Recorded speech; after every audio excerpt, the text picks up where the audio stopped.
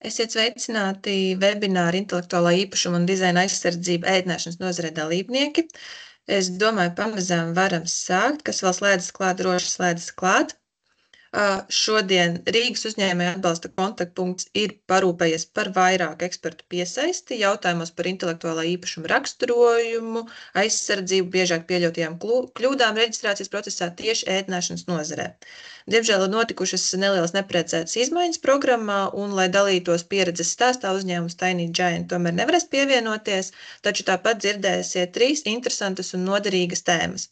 Webinārs tiek ierakstīts, un tā noslēgumā ikvienam būs iespēja arī uzdot sev interesējošos jautājumus ekspertiem. Taču pirms sākam webināru ar pirmo dalībnieku aicinu pāris vārdus teikt Rīgas uzņēmēju atbalsta kontaktpunkta projektu vadītājiem uzņēmēju darbības atbalsta jautājumos Mārim Strodam. Māri, lūdzu. Jā, labrīt visiem šajā dienā.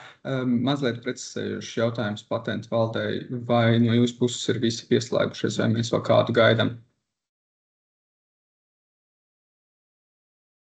Sveiks, tā. Es sarakstu neredzu, bet Ieva es redzu, ka ir. Ieva ir, jā. Kas mums vēl jāpievienījās? Man šeit Mārtiņa, ka ir. Jā. Liena ir?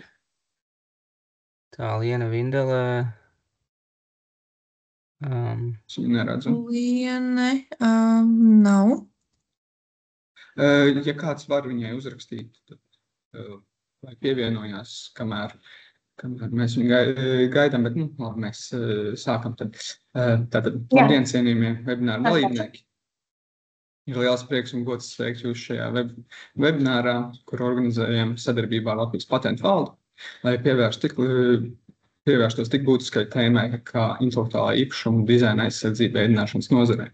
Šodienas pasākums ir īpaši vērtīgs, jo tā mērķis ir palīdzēt jums, ēdināšanas nozares uzņēmējiem, efektīvi aizsargāt savus radošos risinājumus, sākot ar zīmoliem, receptēm līdz pat unikāliem dizainiem.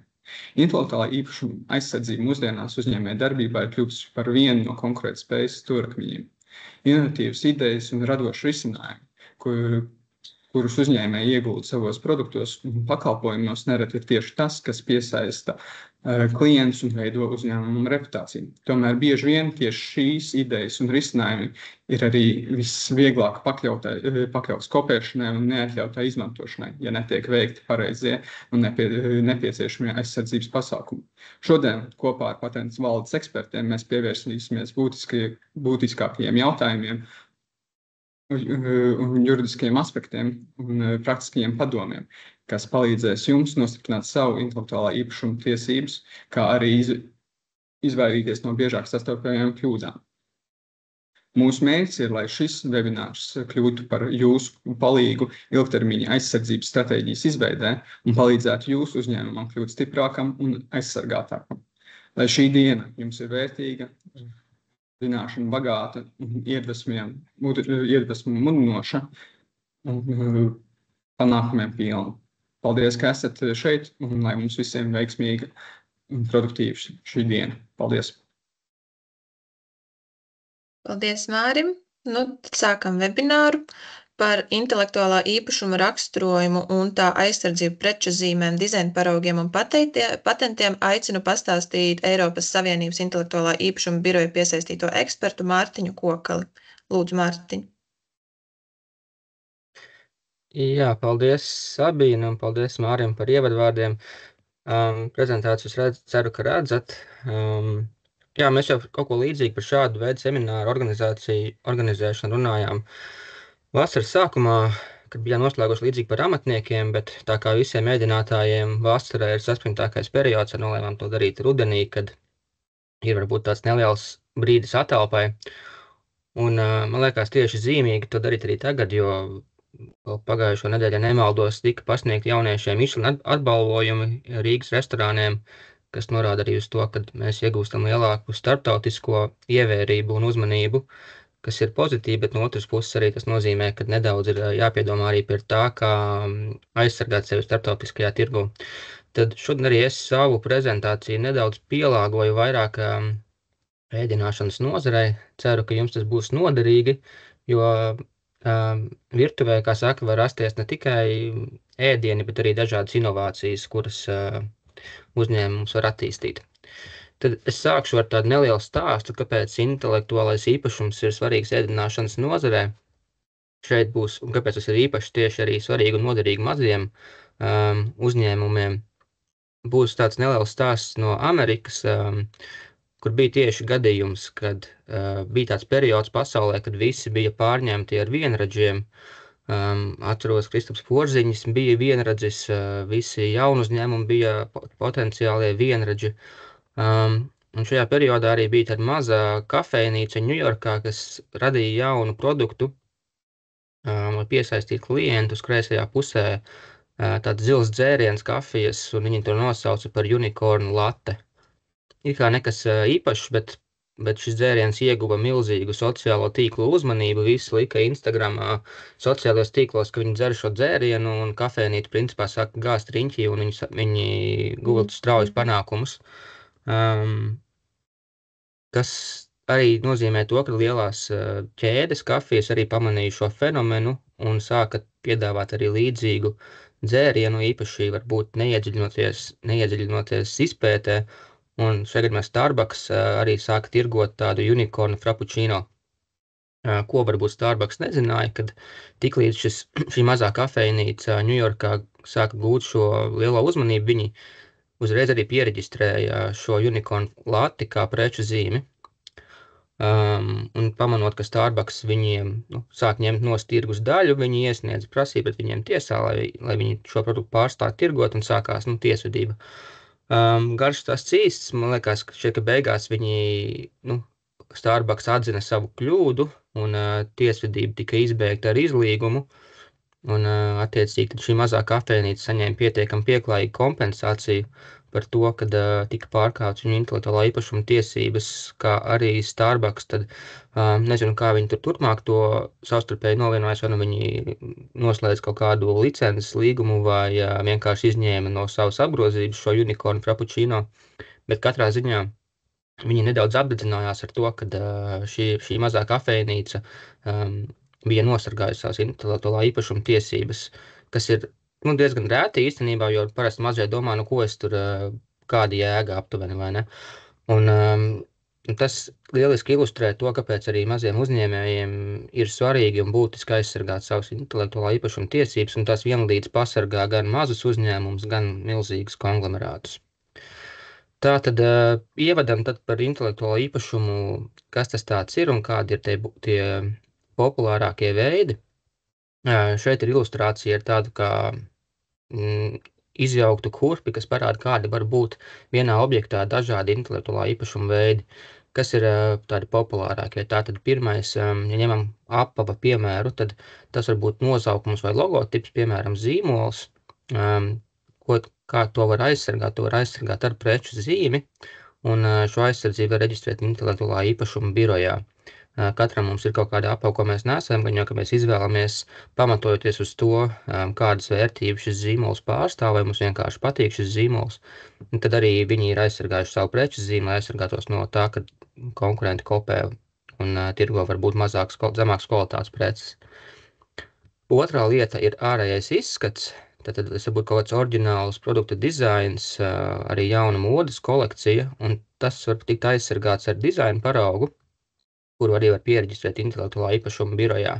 Tas attiecās tikai uz ārējo produktu izskatu, teiksim, tas neskar funkcionalitāti, tas ir, kā tas no ārpuses izskatās, tas varbūt kāds arī trauks, īpaši varbūt jums kafejnīcās ir unikāli dizaina šķīvi, krūzes, kuru tieši dēļ klienti nāk pie jums, kuru arī var aizsargāt.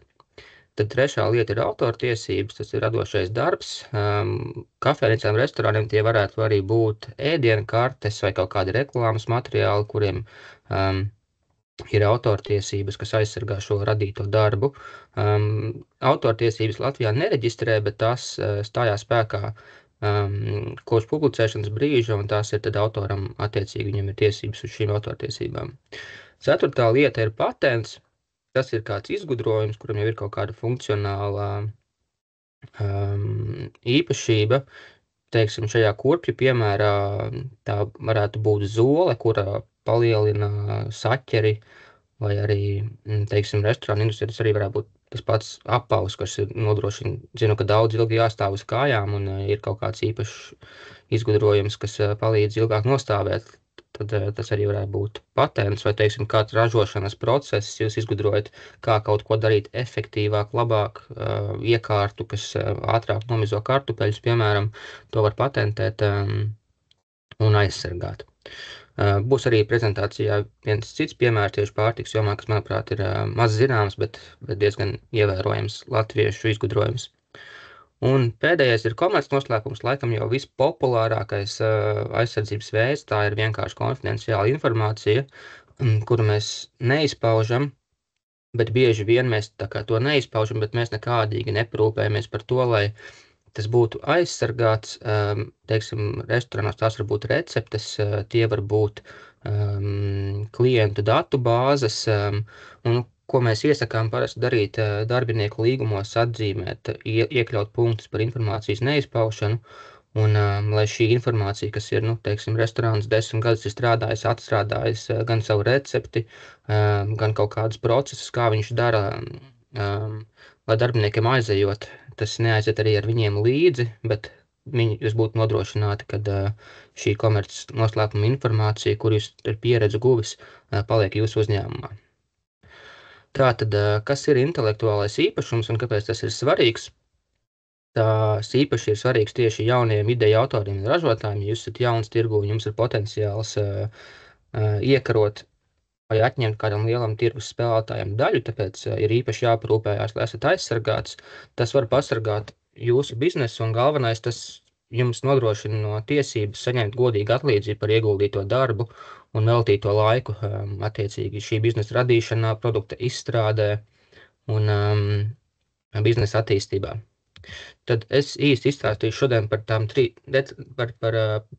par patentiem, preču zīmēm, dizaina paraugiem, par preču zīmēm noteikti arī vairāk kolēģi pēc tam, kas ikdienā ar to strādā, vēl detalizētāk izstāstīs, jo tas parasti ir pirmais solis intelektuālā īpašuma pasaulē. Bet sākotnēji, kas tad ir patentu valde? Patentu valde ir Latvijas Republikas iestāde, kas īsteno politiku rūpnieciskā īpašuma jomā. Šeit būtiski atzīmēt tieši šo rūpniecisko īpašumu, jo arī intelektuālais īpašums iedalās divās kategorijās, un patentu valde tieši atbild par šo rūpniecisko sadaļu, kas ir patenti, preču zīmes, dizaina paraugi. To, kas attiecās uz radošo darbu, teiksim, autortiesībām, vai par to vairāk atbild kultūras ministrija. Jā, un patentu valde ir pakļauta Tieslietu ministrijai. Tā, ka šī ir tā iestāde, kurā jūs varat gan reģistrēt intelektuālo īpašumu tiesības, gan saņemt atbalstu, kā pareizi pieteikumu iesniegt un arī finansiālu atbalstu reģistrācijai un aizsardzībai. Tad uz priekšu, tad iezīmēšu nedaudz īsāk, kas tad ir preču zīme. Noteikti esam dzirdējuši, bet nemazām daudzi neapzinās, cik dažādi var būt preču zīmes aizsardzības veidi. Un es tad izstāstīšu, kādas ir šīs pamat preču zīmes, kādas priekšrocības dod preču zīmes reģistrācijā, un par kļūdām vairāk izstāstīs kolēģi no patentu valdes. Tātad, preču zīmes. Pats tāds vienkāršākais preču zīmes veids, manuprāt, ir šāda veida preču zīme, kas ir teksta veidā. Tātad jūs šeit nav svarīgi, kāds ir šīs preču zīmes izskats, jūs tikai piereģistrējat preču zīmes, teiksim, vārdu, nosaukumu, pašu šo burtu savienojumu. Tas var būt gan kāds produkta nosaukums, tas var būt uzņēmuma nosaukums, tas var būt arī sauklis, ja jums ir izdomāts kāds unikāls, pēc kura jūs klienti atpazīst, to visu var piereģistrēt kā vārdisku preču zīmi. Un tādā gadījumā jums ir aizsardzība šajā nozarē uz šo vārdu savienojumu. Nākošā preču zīme, kas ir arī daudziem zinām, tā jau būs figurāla preču zīme, tātad šeit jau stājās klāt kaut kādi grafiskie elementi, unikāli fonti, varbūt arī kādi simboli vai zīmējumi, kas palīdz uzņēmējiem un klientiem tad šo uzņēmumu atpazīt. Tas šādā veidā tiek aizsargāts jau konkrēti šādā krāsā, šis zīmējums, šis attēlojums nodrošinātu jums tādu veidu aizsardzību. Te ir daži piemēri arī kā Kosta kafē, kur ar burgeru ir iekšā šajā zīmējumā Olka barbecue, kas varbūt tās dzirdēts Rīgā arī ir gan, ja nemaldos, burgernīcas un tirgo mērces. Un tas arī būtiski elements, ka bieži vien varbūt no kafēnīcas iznāk ārā kaut kādi produkti, kas jau tiek tirgoti veikalu plaukties, ne tikai kafēnīcās, kā šajā Olka barbecue piemērā. Arī Vīrsbuļa kafē te pieminēts, tā kā varbūt no šiem dažas zinat, ne visus, bet tas ir tāds figurālais aizsardzības veids. Tāpat obligāti preču zīmē nav jābūt ar kaut kādu rakstisko elementu, tas var būt tīri kaut kāds grafisks elements. Šeit arī daži piemēri, kas ir pieregistrēti kā preču zīme. Ieraugot šo zīmējumu, jums varbūt rodās kāda asociācija ar konkrētu produktu. Visbiežāk šo vārniņu atpazīst cilvēki kā kāruma sieriņa vēstnesi, bet ir arī citi, kurus izmanto uzņēmumi, lai pieregistrētu kā preču zīmi, un tādā veidā var to izmantot tikai viņi, lai reklamētu savu produktu. Un te būs vēl piemēri, kas ir preču zīmes pieregistrēt. Tad šis jau ir tāds trīsdimensionāls preču zīmes, jeb ārējā izskata preču zīme, kur tiek pieregistrēts jau viss konkrēti, ne tikai, teiksim, etiķete, bet arī kā pati pudele izskatās. Vai arī, ko daudz nezinu, kad šī torta ciela, viņa arī ir pieregistrēta kā preču zīme. Ko tas nozīmē, kad principā šīs preču zīmes turētājs var aizliegt citiem kūku ražotājiem ražot identiski šādu pašu kūku. Tad šādā veidā tiek aizsargāts tas ārējais izskats, kā šī kūka izskatās. Un arī katru reizi, kad viņi ražo viņu vienādi. Tad attiecīgi tās rozītes ir tieši tajās pašās vietās, un tā tas izskatās. Un tā arī ir kā aizsargāta preču zīme. Vēl kā preču zīme var aizsargāt arī, ko daudz nezina, skaļu celiņus vai džinglus. Te viens tāds visiem, man liekas, Latvijā populārākais radios konto džingls, kuru, es vismaz katreiz ieraugot, man jau galvā viņš noskan. Esmu pietiekami daudz reizes dzirdējis, bet arī dažādas krāsu kombinācijas var aizsargāt kā preču zīmes. Šeit arī apakšā ir norādīts tātad šis oranžs zeltenais savienojums, kurš tiek izmantots uz iepakojumiem ēdienu ražotājiem, arī var tikt aizsargāts kā preču zīme. Ko vēl var aizsargāt, kas ir tāds varbūt netipisks, ir smarža. Tātad varbūt ir kāda kafēnīca vai vieta vai veikals, kurā jūs ejat tikai tāpēc, ka jūs iet tiešām uzreiz kaut kādu smaržu atpazīstat. Tas ir populārāks varbūt ASV un Eiropā, lielajās valstīs, kur ir tāda lielākas ķēdes. Viņi arī šo smaržu nereti rada mākslīgi, un tādā veidā ar šo smaržu asociējās konkrētā šī vieta, un ejot veikalā, uzreiz sajūtot šo smaržu, jums radās asociācija par šo veikalu. Man liekas, kas Rīgā zinu, ir tāds apģērba veikals Massimo Dutti, kur ir ļoti izteikta smarža, un kas arī ir unikāli šai vietai, kur ieiet iekšā uzreiz, pat ar acīm ciet, ieiet šajā veikalā, jūs zināt, kur jūs esat iegājis. Par krāsu savienojumu šeit ir vēl daži piemēri, kas ir tādi pasaulē zināmāki, dažādas krāsu kombinācijas, un ar šīm krāsām ir tā, ka ir diezgan jāpierāda, ka šī krāsa tieši ir unikāla jums, un ka tā klientiem asociējās ar jums. Bet šeit ir tādi piemēri, kas ir globāli zinām, gan Red Bull, šis sudraboti zilais, gan arī šokolādes milka violētais, ejot, teiksim, kurā lielveikalā ar acīm pārlaižot pār šokolādes plauktiem. Parasti šī krāsa, vismaz man arī iekrīt acīs, un es uzreiz zinu, kāda veida šokolāde šī būs.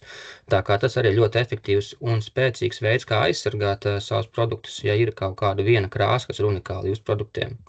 Latvijā šī oranžā krāsa arī ir aizsargāta, tā ir tieši uz kāruma sieriņiem nosargāta.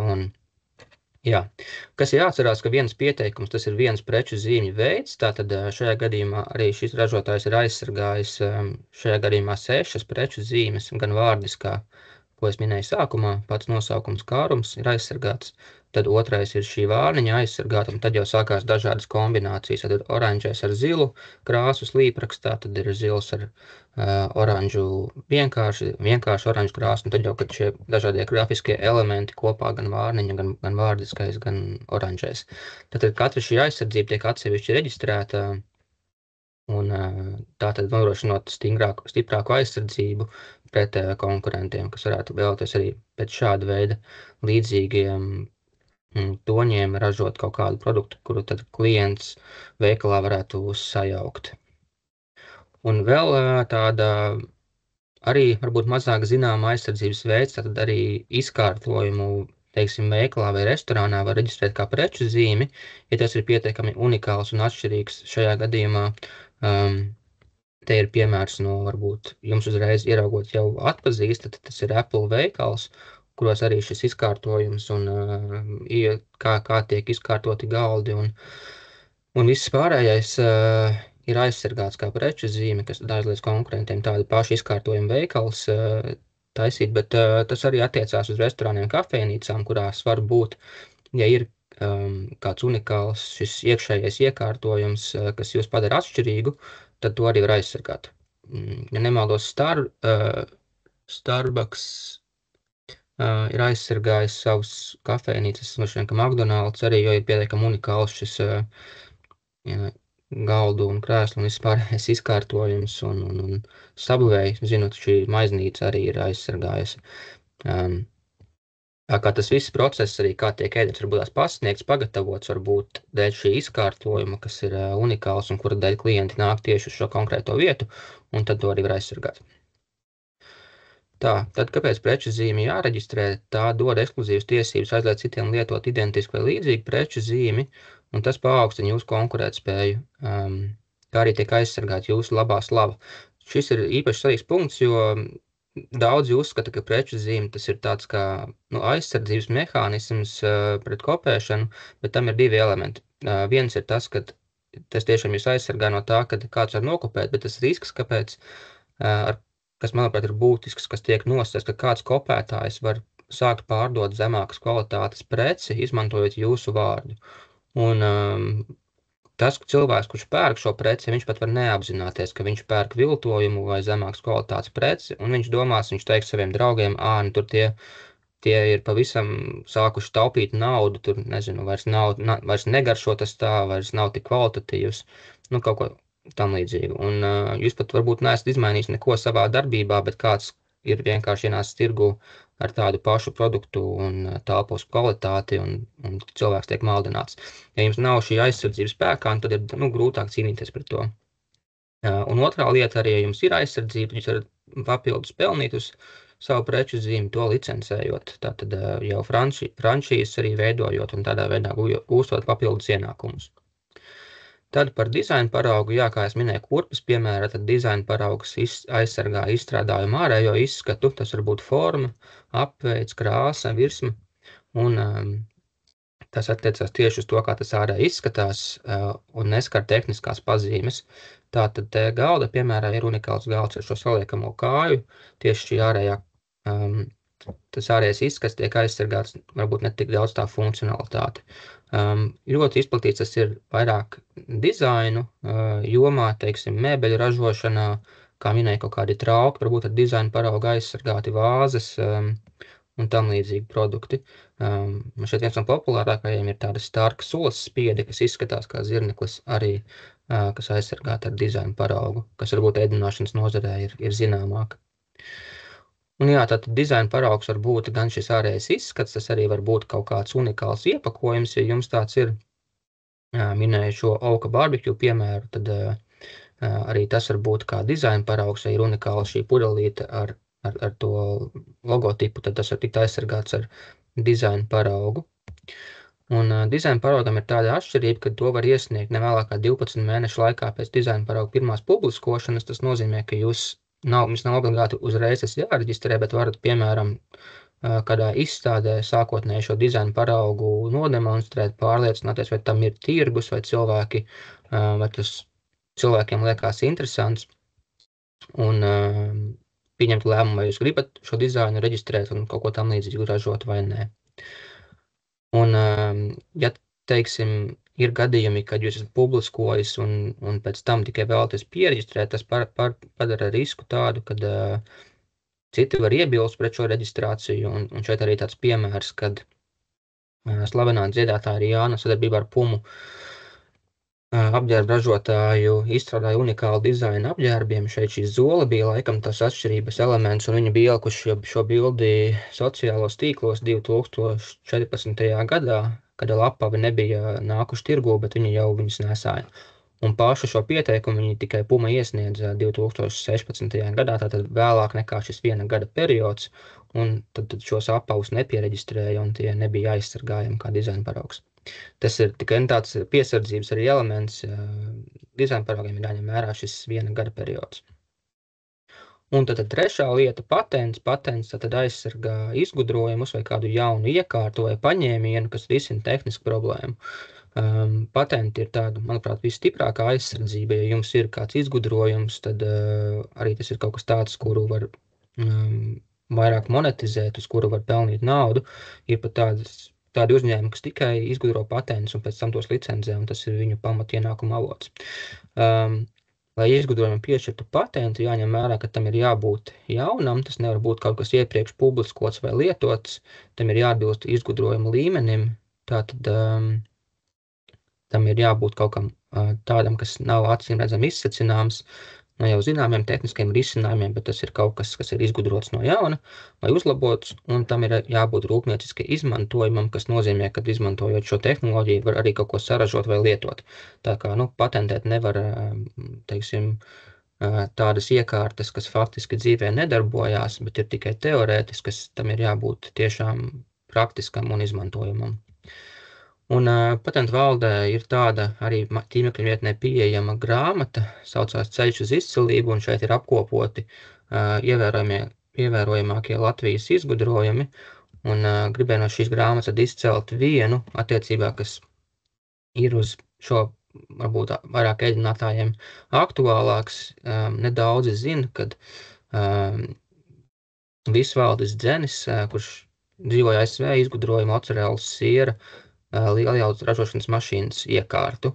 Tātad līdz tam brīdim, kad tas tika izgudrots, mocarelas sieru pa lielam visā ražoja ar rokām, bet viņš izgudroja iekārtu, ar kuru to varēja jau ražot tādos komerciālos lielos apmēros, un padarīja mocarelas sieru daudz pieejamāku un izplatītāku pasaulē. Tā kā ne tikai itāļi zina, kā ražot mocarelas sieru, īstenībā viņi ir pateicība liela parādā latvietim Visvaldim Dzenim, kurš padarīja šo procesu daudz plašāk izmantojumu un arī, kas padarīja mocarelas sieru daudz pieejamāku un lētāku. Tāpat arī šajā grāmatā, ja to atvērsiet, atradīsiet interesantu faktu par Pringles čipsu ražošanu, bet to es atstāšu jūsu ziņā. Ja vēlaties uzzināt par to vairāk, tad jums ir jāpameklē šī grāmata. Un vēl pieminēšu tādu lietu, kad ir tāda programma, kā pieminēja sākumā, patentu valdes sniedz atbalstu gan informatīvu, gan arī finansiālu. Ir tāda daudzgadu programma, saucās MVU fonds, un ko šī programma dara, tā palīdz maziem vidējiem uzņēmējiem spērt šo pirmo soli intelektuālā īpašuma aizsardzībā un piedāvā finansiālu atbalstu gan šīs preču zīmes reģistrācijai, gan arī intelektuālā īpašuma stratēģijas izstrādē. Tātad, kas ir MVU fonds? Tātad tā ir Eiropas Savienības intelektuālā īpašuma biroja iniciatīva kopā ar Eiropas komisiju, kas domāta Eiropas Savienības maziem vidējiem uzņēmumiem. Un šis atbalsts ir pieejams arī Latvijas uzņēmējiem un katru gadu kļūst arvien populārāks. Sliktās ziņas ir tādas, ka šo atbalstu katru gadu atver gada sākumā, un lai gan viņam būtu jāiet līdz gada beigām, parasti šī nauda beidzās ātrāk. Un arī šogad jau šis fonds ir aiztaisīts ciet, jo nauda ir beigusies, bet labās ziņas ir tās, ka nākamgad viņš atkal būs vaļā, tā kā janvāra beigas, februāra sākums pagaidām ir prognozes, kad viņš varētu tikt atvērts, un būs tieši šādi paši līdzīgi atbalsti, tāpēc es par to painformēšu, lai gan šobrīd tas nav pieejams, būtu vērtīgi paturēt prātā, ka kaut kas tāds vispār ir jums pieejams, un nākamgad pie šī atgriezties. Tātad, ko šajā fondā var dabūt, ir 4 voucheri, un šis nauda minimis atbalsts, tā kā arī zinu, ka daudziem tā ir problēma, tas ir vienkārši pieprasot līdzfinansējumu, tiek atmaksāt šī nauda atpakaļ uzņēmumam.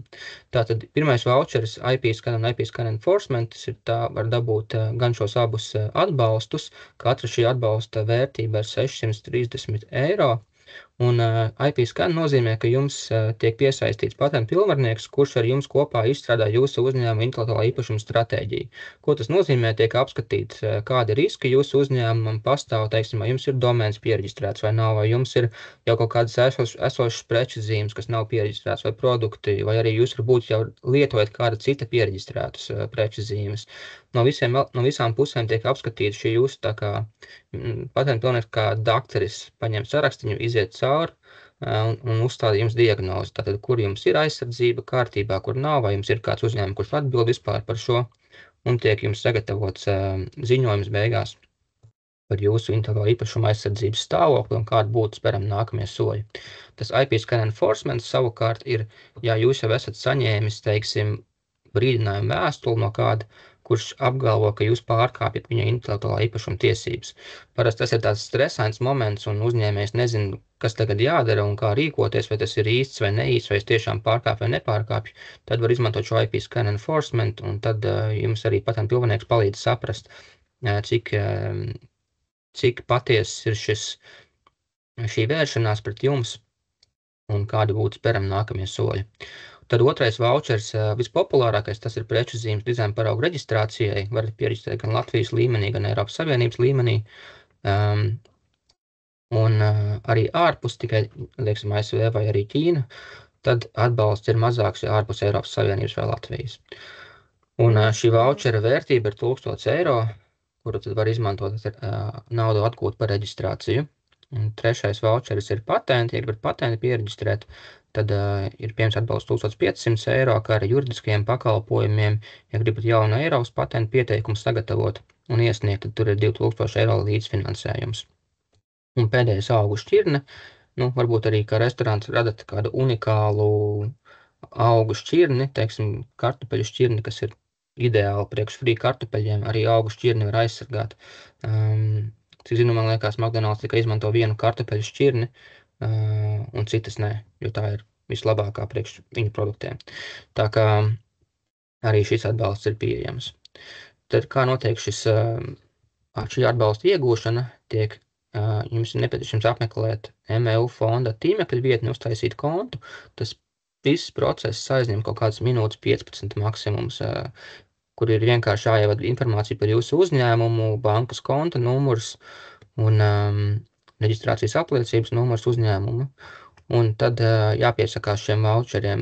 Lēmums par grantu piešķiršanu tiek pieņemts 15 darba dienu laikā, atnāk gan uz e-pasta, gan uz šo kontu paziņojums, ka jūs varat uzsākt reģistrācijas darbības. Tad varat uzsākt vai nu šo IP scan pakalpojumu vai reģistrāciju, un kad tas ir pabeigts, iesniedziet caur šo profilu atlīdzināšanas veidlapu, un jums tiek atmaksāta atpakaļ nauda. Manuprāt, process diezgan vienkāršs, bet, protams, ja kaut kas arī neizdodas, tad varat lūgt palīdzību patentu valdē. Tad šeit daži piemēri par to, kā ar šo atbalstu tiek samazinātas sākotnējās izmaksas, teiksim, IP scan. Latvijā šim ir fiksēta summa, par šo pakalpojumu patentu pilnvarnieki prasa 700 eiro. Tas atbalsts ir 90% apmērā, un tad faktiski tas beigās izmaksā 70 eiro. Atpakaļ jūs atgūstat 630. Te ir vēl piemēri arī par preču zīmu reģistrācijas maksu. Teiksim, Latvijā preču zīmes reģistrācija un iesniegšana kopā izmaksā ap 185 eiro. Tas atbalsts ir 75%, un tad faktiski jums tas beigās izmaksā 46 eiro. Un Eiropas Savienības preču zīme tā maksā 850 eiro, un tad ar atbalstu tiek samazināta šī summa līdz 212 eiro. Tā kā diezgan dāsns līdzfinansējums, un ceru, ka izmantosiet šo. Jā, tas no manis šodien tad arī būs viss. Ceru, ka bija noderīgi. Un atcerieties, ja gribat uzzināt par latviešu ietekmi prinklas ražošanā, tad ir jāsameklē šī grāmata patentu valdes mājaslapā. Došu tad tālāk vārdu kolēģiem. Paldies Mārtiņam. Vēlos atgādināt, ka visus interesējošos jautājumus ekspertiem viens varēs uzdot webināra beigās, bet ja ir jau tagad uzreiz kāds jautājums, tad droši to var ierakstīt čatā, un tad beigās iziesim visam cauri. Tad, kā nākamo par tēmu biežāk pieļautās kļūdas un uzdotie jautājumi saistībā ar preču zīmes pieteikšanu aicinu pastāstīt Patentu valdes, preču zīmju un dizaina paraugu departamenta direktors vietnieci Ievu Paulu Treksleri. Paldies par pieteikšanu. Mirkli.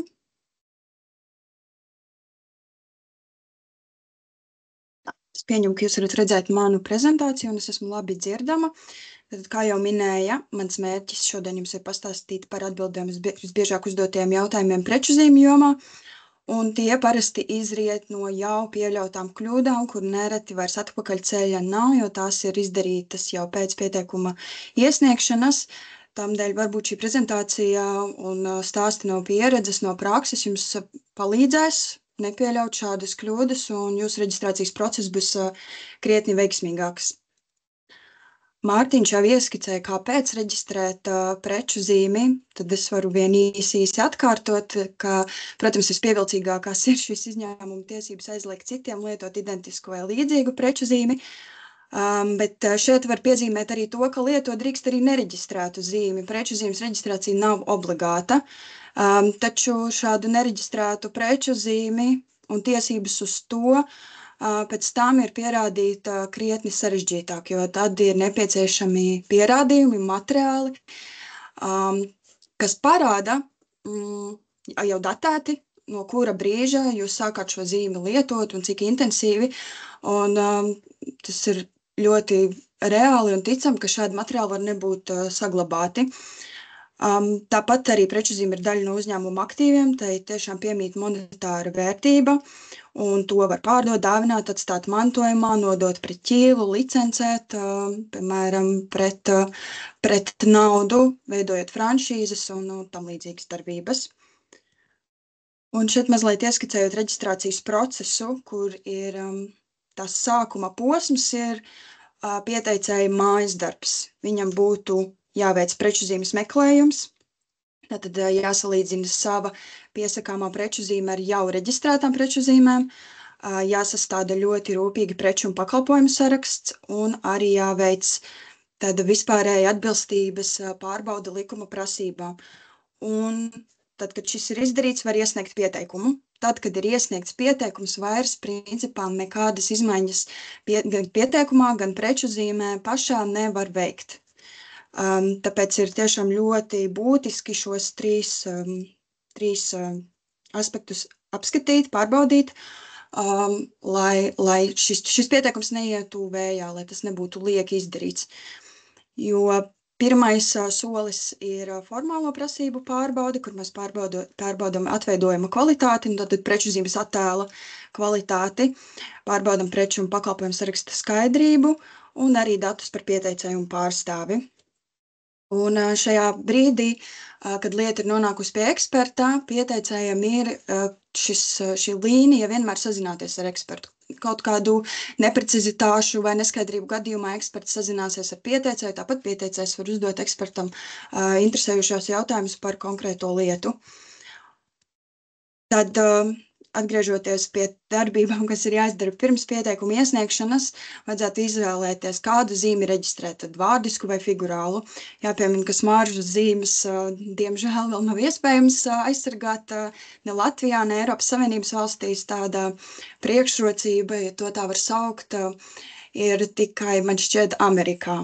Viņiem ir dažas smaržu zīmes, bet šeit mums vēl tomēr jāizvēlās tātad starp vārdisku preču zīmi un figurālu preču zīmi, jo tās ir divas tādas visbiežāk pieteiktākās. Un vārdiskās zīmes parasti ir spēcīgākas, jo tās var ietvert jebkādā figurālā izpildījumā, taču šeit pastāv risks, kā šī vārdiskā zīme var neatbilst likumā noteiktajām prasībām, par ko es arī pastāstīšu. Bet parasti šai pieejai vajadzētu būt, ka mēs apzinām, ka mums ir gan vārdiska zīme, gan figurāla zīme. Ja figurāla zīme ir kaut kādi īpaši elementi, kas izceļas, īpaši elementu kombinācija, tas arī ir aizsargājams. Tāpēc šeit ir šie piemēri, kur uzņēmums reģistrē gan vārdisko zīmi, gan figurālo zīmi. neskatoties uz to, cik daudz dažādu kombināciju var izveidoties, saliekt vārdus dažādās rindās, pievienot vēl klāt elementus. Visas šīs variācijas tādi arī lielie uzņēmumi aizsargā. Tad nākamais ir preču un pakalpojumu saraksts. Preču zīmes, reģistrēta preču zīme nav aizsargāta uz pilnīgi visu. Tās reģistrē izmantošanai saistībā ar noteiktām precēm un pakalpojumiem. Tātad līdzpastāvēt var divas identiskas preču zīmes, bet ja tās darbojas dažādās nozarēs, piemēram, tātad ir jūsu preču zīme ēdināšanas nozarē un otras preču zīmes turētājs nodarbojas ar, piemēram, dārza tehnikas tirdzniecību, jūsu nozares nepārklājās, patērētājs nepārklājās. Tāpēc drīkst pastāvēt divas identiskas preču zīmes, jo katrai ir izmantota attiecībā uz noteiktām precēm un pakalpojumiem. Un šeit ir jāpievērš tāpēc tiešām īpaša uzmanība, jo tas nosaka aizsardzības apmēru. Un parasti tā visbiežāk pieļautākā kļūda ir, ka pieteicēji preču un pakalpojumu sarakstā ietver preces vai pakalpojumus, kurus viņi nesniedz nemaz trešām personām. Tātad, piemēram, ir scenārijs, ja man ir restorāns, tad, skaidrs, es reģistrēšu uz restorānu pakalpojumiem, bet vispār es arī to savu restorānu reklamēju, un patiesībā es izrakstu arī rēķinus. Bet sarakstā vajadzētu ietvert tikai šos restorānu pakalpojumus. Ir jāsaprot, kas ir tas, ko es sniedzu pakalpojumu saņēmējiem. Ja pie manis vērsīsies ar lūgumu izveidot reklāmu, es to nevaru sniegt, jo mans pamatdarbība ir restorānu pakalpojumi. Tātad tas, ka es varbūt savu uzņēmumu reklamēju un vispār man ir kaut kādi arī administratīvie pienākumi, nenozīmē, ka tie ir ietverami pakalpojumu sarakstā. Tātad reklāmu mēs neietveram, arī rēķinu izrakstīšanas pakalpojumus mēs neietveram. Bet, ja rīko arī banketus, tad vēl var papildināt, norādot, kad tiek sniegt izbraukuma ēdināšanas pakalpojumi. Un tad izrādās, varbūt vēl ir arī bārs vai arī piedāvā iegādāties noteiktus pārtikas produktus vai cita veida preces. Tātad tiešām ir jāpadomā par to, kas ir tas, kas tiek sniegts uz āru, un tāpat arī var pievērst uzmanību nākotnes plāniem. Teiksim, tuvāko 5-10 gadu griezumā. Un arī tos pakalpojumus, ko paredzēts sniegt pēc šiem gadiem, arī tos var ietvert. Bet, ja varbūt situācijas, ka konkurents pamana, ka zīme nav lietota uz kādām noteiktām precēm un pakalpojumiem, viņš var vērsties, piemēram, rūpnieciskā īpašuma aplācijas padomē un šo reģistrāciju uz tām noteiktiem pakalpojumiem atzīt par spēkā neesošu. Tāpēc ir tiešām svarīgi, ka šī zīme tiek lietota uz tieši to, kas tiek pieteikts. Tad, ja mēs esam noskaidrojuši formālās prasības, tad ir preču zīmes ekspertīzes otrā daļa, kur mēs izvērtējam pašu apzīmējumu, šo preču zīmi pēc būtības, tātad to, vai tā atbilst likuma prasībām vai neatbilst. Ja tā atbilst, zīme tiek atzīta par reģistrējumu, un pēc maksas veikšanas tā tiek arī reģistrēta, bet ja tā neatbilst, tad notiek komunikācija ar pieteicēju, kur patentu valde izklāsta argumentus, kāpēc zīme neatbilst, un tad ir iespēja, ka reģistrācija tiek atteikta pavisam. Tad var būt iespēja, ka tā ir atteikta daļēji, proti tikai uz dažām precēm un pakalpojumiem, vai arī, ja pieteicēja pretargumenti ir bijuši pārliecinoši, tad arī zīme var tikt atzīta par reģistrējumu pilnībā, vai varbūt arī pieteicējs ir pierādījis, ka zīme ir jau plaši pazīstama, tad arī var, tā teikt, tikt pāri šiem atteikumiem, pamatojumiem. Bet kā var zināt iepriekš, ka zīme tiks reģistrēta? Tātad prečzīmu likumā noteikti atteikuma pamatojumi ir 6. un 8. pantā.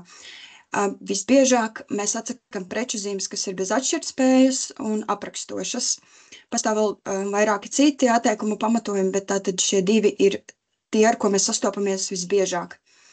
Tāpat arī tie ir reti gadījumi, bet var būt situācijas, kur attiecībā uz 8. pantu preču zīmē tiek ietvertas citas preču zīmes, kas ir plaši pazīstamas.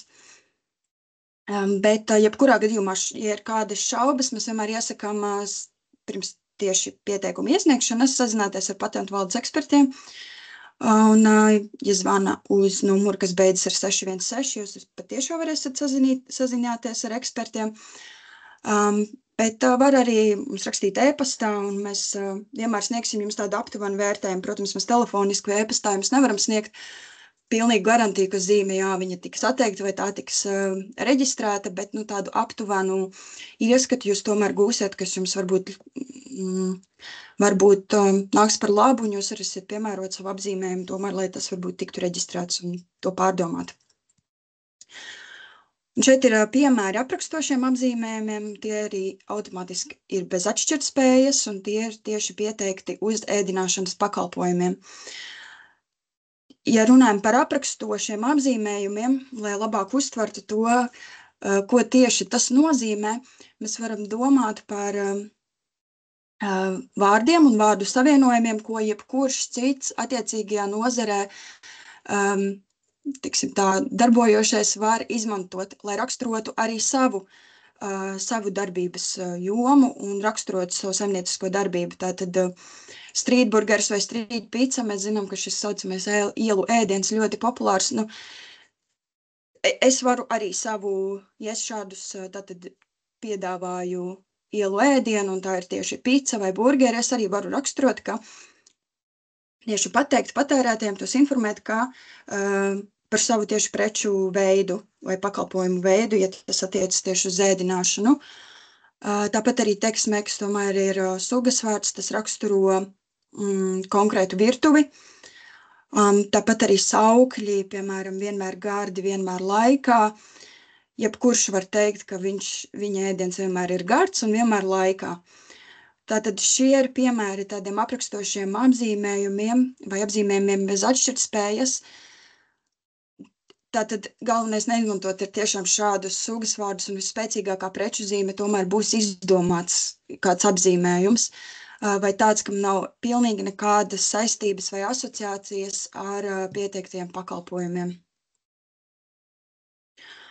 Un vēl viens risks ir tātad iebilduma risks, kur ir jau agrāk tikusi reģistrēta līdzīga vai identiska preču zīme.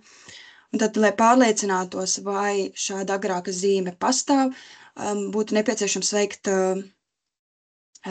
meklējumu, tātad gan nacionāli, apskatot patentu valdes preču zīmju datubāzi, bet ir jāskatās arī starptautiski, jo, piemēram, EUIPO, kas ir Eiropas Savienības intelektuālā īpašuma birojas, tur tiek reģistrētas preču zīmes, kuru tātad reģistrācija ir spēkā visās Eiropas Savienības dalībvalstīs. Tātad, ja kādā no Eiropas Savienības dalībvalstīm ir reģistrēta jau līdzīga preču zīme, viņš var vērsties pret zīmes īpašnieku, kura zīme ir spēkā tikai Latvijā. Bet tāpēc ir svarīgi arī pārbaudīt šīs datubāzes, un arī tas pats attiecas uz caur Madrides sistēmu reģistrētiem apzīmējumiem, ko pārvalda Pasaules intelektuālā īpašuma organizācija, tad tie būs starptautiskie attiecinājumi uz Latviju. Tad starptautiskās zīmes, kas ir spēkā Latvijā. Un šajās trīs datubāzēs, veicot šo meklējumu,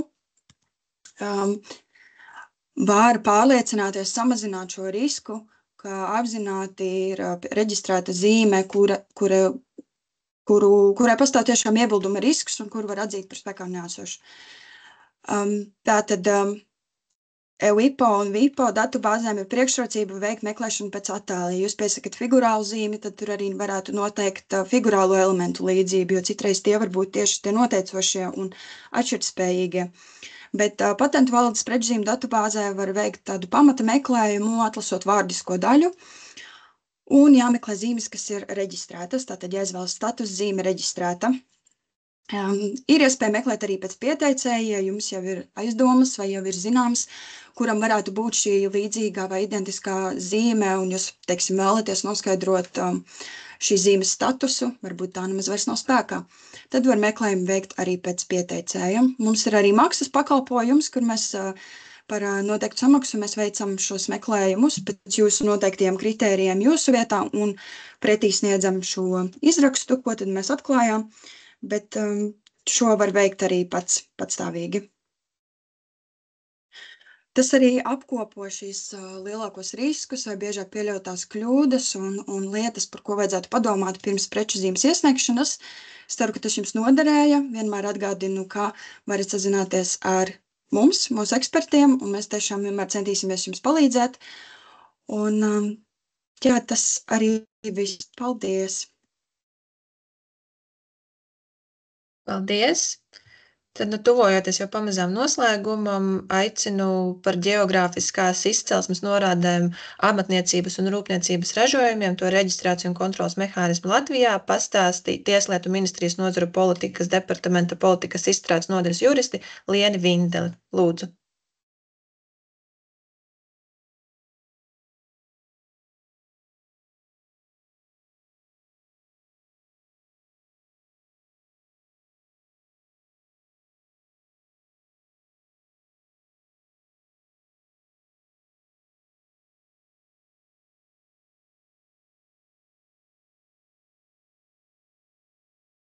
Man šķiet, ka redzēju, ka Liena ir pieslēgusies.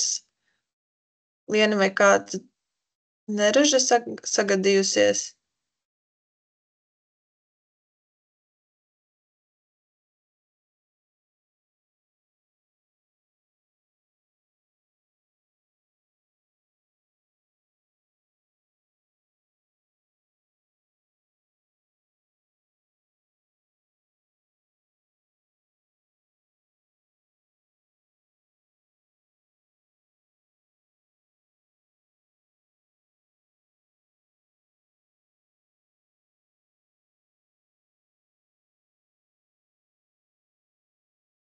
Izskatās, ka Liene pārslēgsies viņa.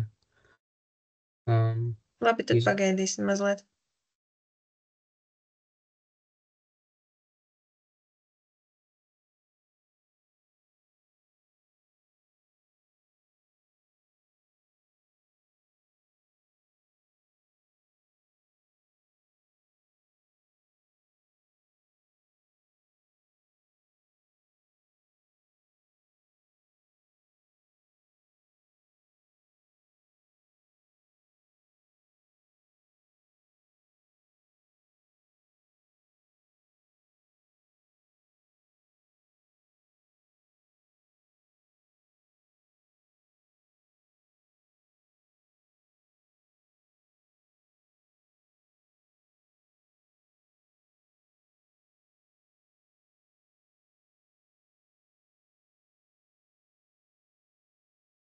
Jā, varbūt arī kamēr gaidām Lieni, kādam no dalībniekiem jau ir jautājumi par preču zīmu reģistrāciju, arī varat droši izmantot šo momentu un tos uzdot.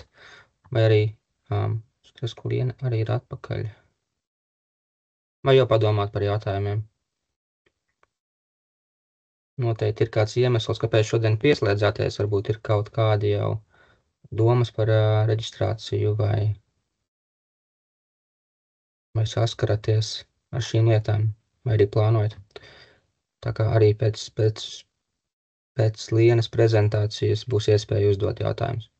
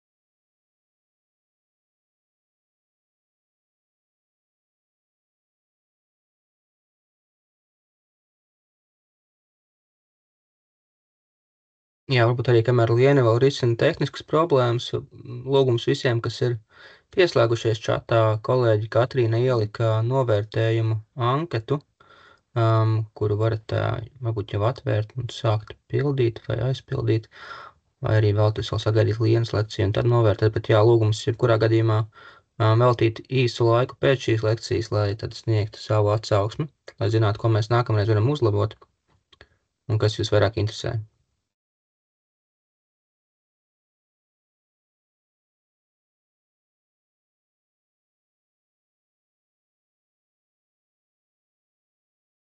Vai kādam ir informācija, kas ir kādas tehniskas problēmas Lienai? Tā Liena var tagad slēgties klāt, jo es te kaut ko esmu saspēdījusi. Es ļoti atvainojos, mēģināšu tūlīt savu prezentāciju.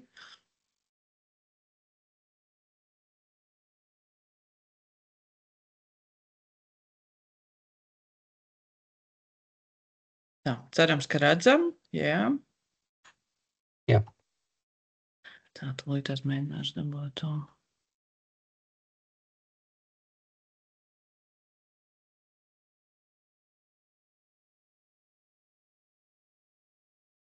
Visiem ir?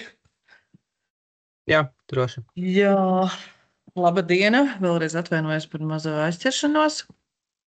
Tā man sauc Liena Vindelis, esmu no Tieslietu ministrijas.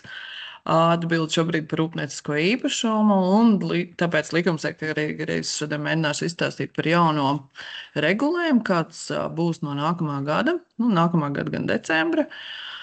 Proti, ja mēs līdz šim zināmos pārtikas produktus varējām aizsargāt ar ģeogrāfiskās izcelsmes norādēm, tad jaunais regulējums paredzēs arī, kā attiecībā uz amatniecības un rūpnieciskiem ražojumiem, tad būs aizsardzība. Tas nozīmē, ka faktiski, ja jūs atbildīsiet, jūsu produkcija atbildīs šīm te kritērijiem, tad arī jūsu ražojums varēs pieteikt aizsardzībai. Kas tad ir tā ģeogrāfiskā izcelsmes norāde? Faktiski tas ir tāds ģeogrāfisks nosaukums vai apzīmējums, kurus mēs vai tieši vai netieši norādot uz preču vai pakalpojumu šo ģeogrāfisko izcelsmes, to raksturu īpašībām, varam apzīmēt. Tas, kas ir šobrīd lauksaimniecībā, vairāk vai mazāk zināms, tie ir cilmes, arī tās pašas ģeogrāfiskās izcelsmes un arī tradicionālām zināšanām. Proti, ko mēs jau zinām, pieņemsim, Bordeaux vīni, šampānietis, mozzarelle, šie tādi arī zināmie no pārtiks produktiem. Un līdz šim ir bijis, ka šāda aizsardzība ir bijusi pārtiks produktiem, un tikai 16 dalību valstīs bijuši tādi, var teikt, īpašie savu valstu aizsardzības regulējumi, kas aizsargāja viņu nepārtiks produktus. Tādā pasaulē zināmie tas sombrero cepurs, kas ir Meksikā, vai dažādi pinumi un maskas, kas, piemēram, ir Indijā. Tāpat tās arī māla produkti, kas tiek aizsargāti ar viņu specifiskām tradicionālām zināšanām. Eiropā mums ir zināmais, viens no tādiem zināmākajiem ir Marāno stikls, ko mēs iegādājamies. Tas arī tiek Itālijā aizsargāts īpaši. Un, attiecīgi ar šo jauno regulējumu, tad viņš arī visticamāk pakļausies šiem te kritērijiem. Tātad, ja jums ir zināmi kaut kādi Latvijas produkti, kas varētu arī būt aizsargāti, droši sakiet viņiem, sakiet mums, un es ceru uz nākamo gadu, ka būs mums bišķiņ vairāk arī Latvijas produktu, ko mēs aizsargāsim.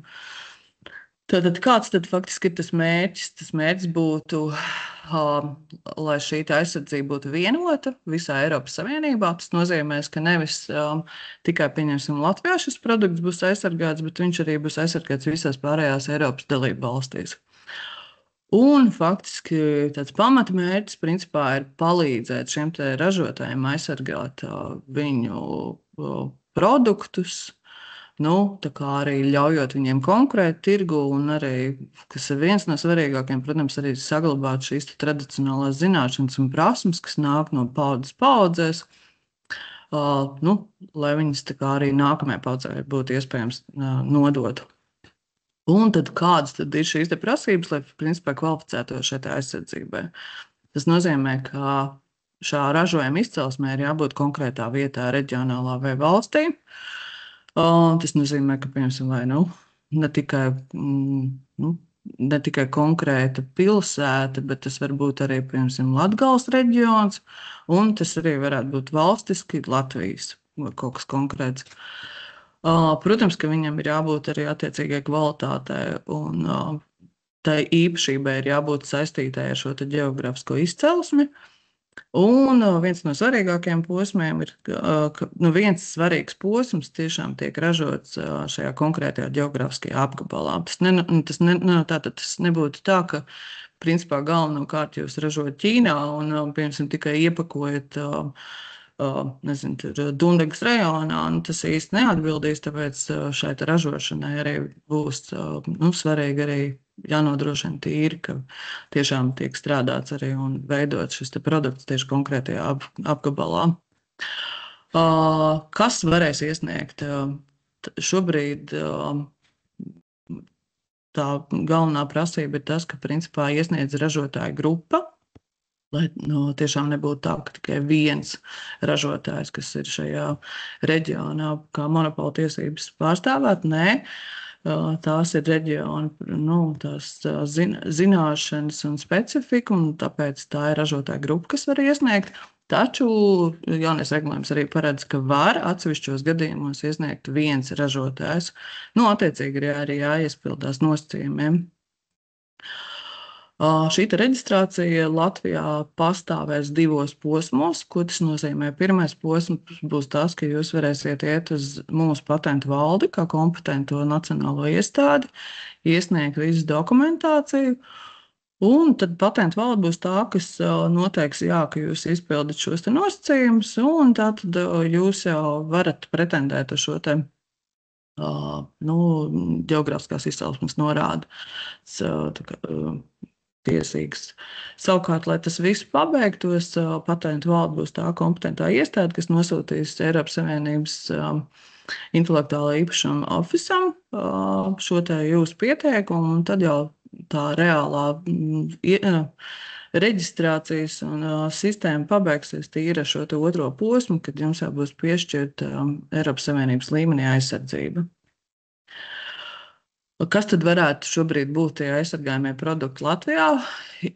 Līdz šim, diemžēl, ir jāsaka, ka mums nav bijusi interese ne no viena ražotāja, bet mēs ļoti labi apzināmies, ka mēs neesam unikāli, un skatoties uz tām citām valstīm, kas tiek aizsargāts no kādiem produktiem, mums šie produkti arī ir.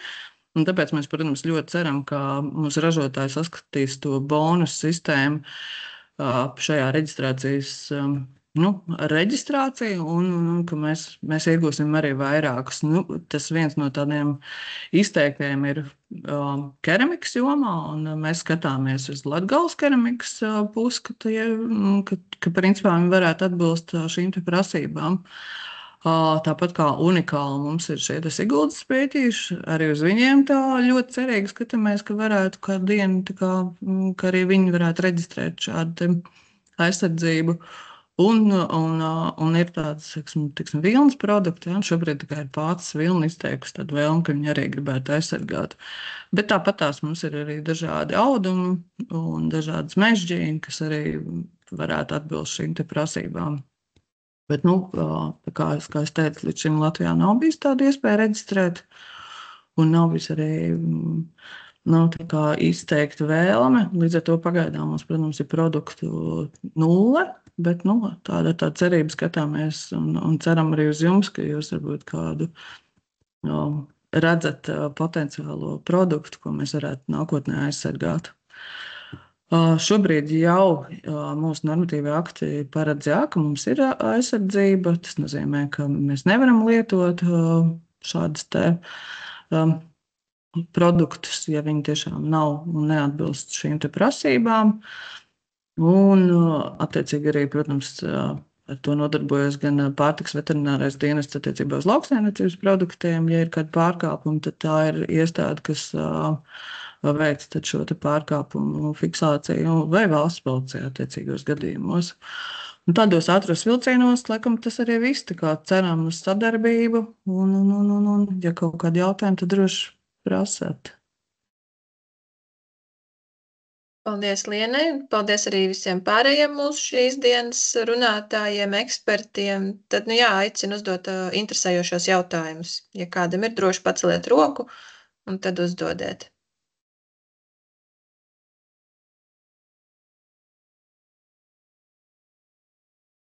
Var arī čatā ierakstīt, ja negribas runāt.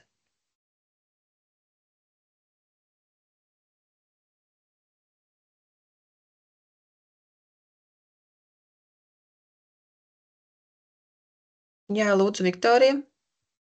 Tas bija netīšām, es atvainojos.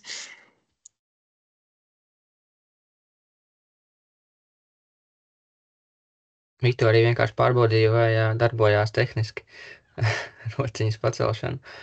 Bet jā, ja arī nav jautājumu šobrīd, varbūt cilvēki tikai aizdomājās par to, ka viņiem būtu vajadzīgs tad piedomāt par šo intelektuālo īpašumu aizsardzību. Atgādināšu vēlreiz tad aizpildīt šo novērtējumu anketu, lai mēs varētu pielāgot nākošos seminārus. Ceru, ka bija noderīgi, un ja ir kādi jautājumi, jums ir mūsu kontakti, palīdzēsim ar aizsardzību. Semināra ieraksts arī beigās tiks nosūtīts, līdz ar to tad varēs vēlreiz iziet cauri prezentācijām lēnā garām, tad attiecīgi, kā Mārtiņš minēja, kontakti ir norādīti, tad droši uzrakstīt katram atsevišķi, pajautāt. Būs arī novērtējuma anketa no Rīgas uzņēmēju atbalsta kontaktpunkta, lūgums arī to aizpildīt par šo webināru, un tad jau paldies par jūsu visu dalību un gaidīsim citos Rīgas uzņēmēju atbalsta kontaktpunkta rīkotajos pasākumos. Paldies visiem, jauku dienu!